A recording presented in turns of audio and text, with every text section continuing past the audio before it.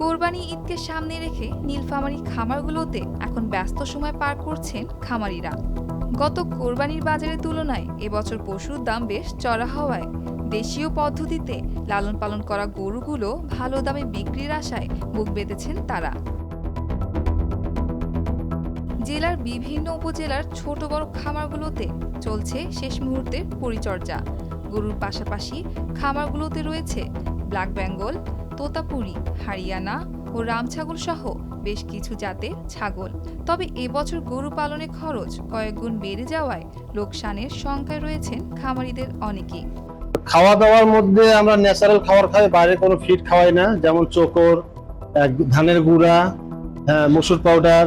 স্থানীয় চাহিদা মিটিয়ে বাইরের জেলাগুলোতেও যাচ্ছে নীলফামারী অসংখ্য খামারের গরু। শেষ সময়ে বাজারে ক্রেতাদের সমাগমে ন্যায্য দাম পেলে সমস্ত পরিশ্রম সফল হবে বলে মনে করছেন তারা।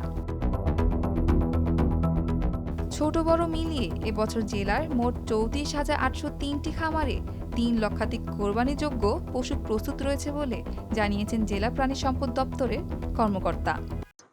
আমাদের নীলফামারীতে এই বছর প্রতি বছরের ন্যায় এবারও কোরবানিযোগ্য পশুর মোটামুটি আমরা একটা তালিকা পেয়েছি।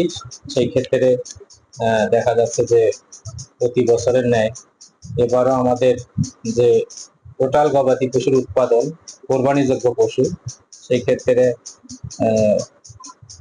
গত বছরের তুলনায় অল্প কিছু কম হলেও এই বছরে আমাদের সর্বমোট 2,82,850টি গবাদি পশু প্রস্তুত করা হয়েছে।